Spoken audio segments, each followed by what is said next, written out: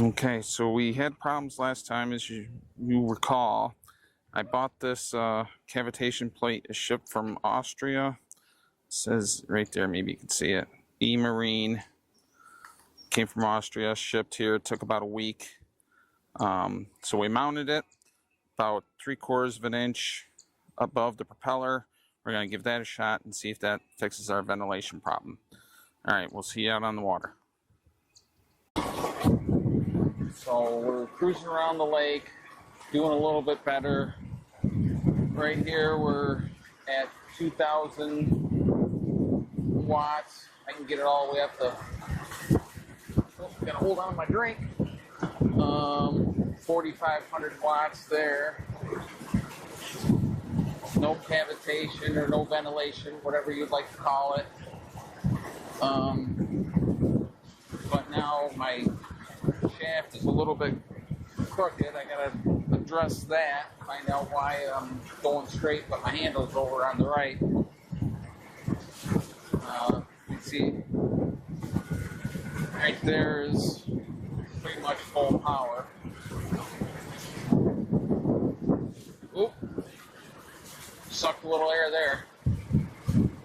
We're up at 6,200 watts and we sucked a little air. I bought a whale or a hydrofoil I could put on, but I don't know if we need to do that, if that's the only time it's going to happen. We'll do some more testing and see if it only happens around 6,000 watts. If it is, then it is what it is. We'll be fine. All right, we're going to do a little more traveling around the lake here. If you want to, and then we'll see what we can do. Might have to move the cavitation plate up a little farther or down a little farther. I'm not really sure. All right, we'll talk to you again in a little bit.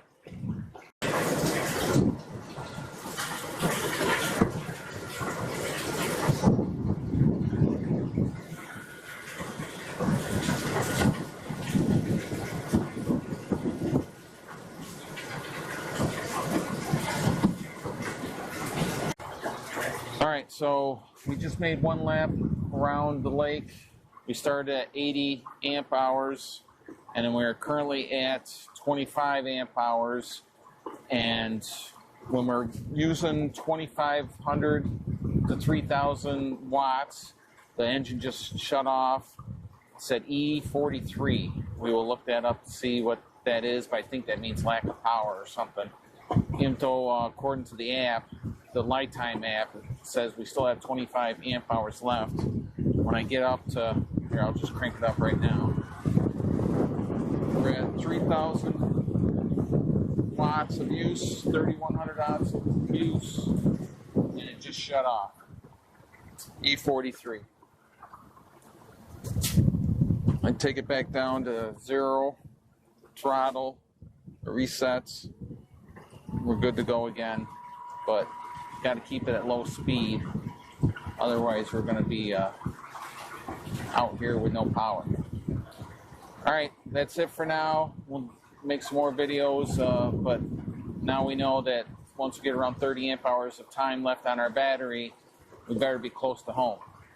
Otherwise, we can limp in, obviously, but I don't know how far we can get limping in either. We'll try to do that. Maybe we'll stay close here and see how far we can get. All right, guys. We'll catch you later in the middle of the lake, I guess. All right, so after our day on the lake of meandering around, checking things out, the very beginning of this video you saw where I ordered this anti-cavitation plate, came from Austria, and I noticed while looking over the video, this is just barely under the water. So without me in the boat, I would guess that puts the propeller about 2 inches underneath the water where the boat's just sitting there.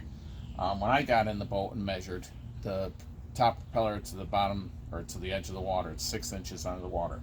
I called Torqeedo, and they recommended that your propeller be 6 to 10 inches underneath the water surface. And with me in the boat, it's at the very minimum.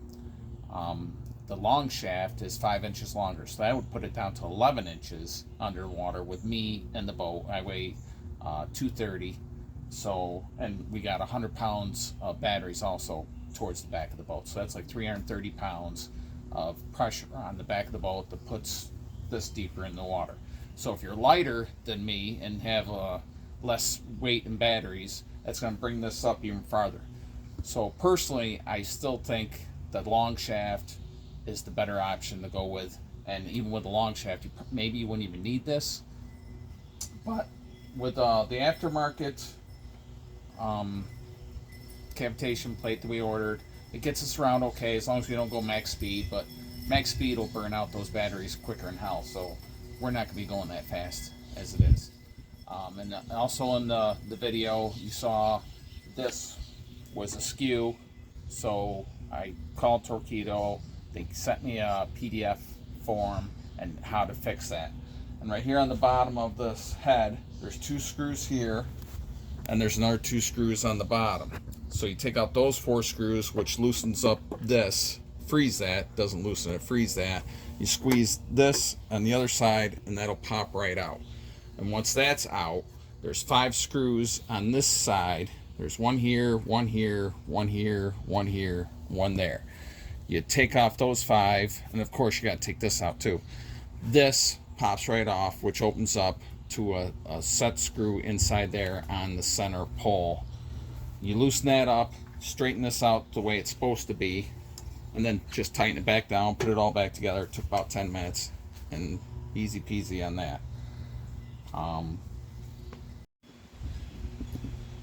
So for the majority of the time, that whole lap around the lake, we didn't recharge the batteries, so our batteries were right around 80 amp hours left of 90 amp, which I would consider that almost full.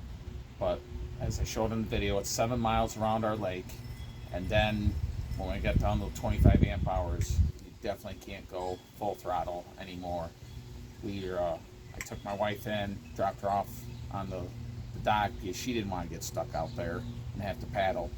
So I went back out, and after a few minutes, I didn't go very far, and it was down to like 1700 watts that the engine would cut out on, and that was all the way down to 12 amp hours.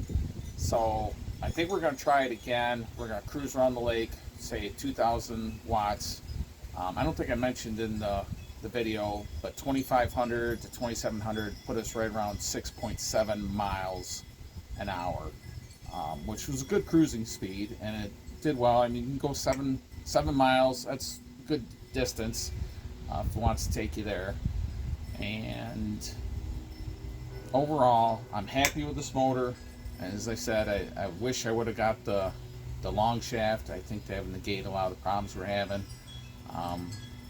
Other than that, it's all good, and we'll do another video of cruising, say 2000 watts, and see if we can get a little bit farther and what kind of distance we can get. All right, look forward to doing that for you guys, and thanks for tuning in.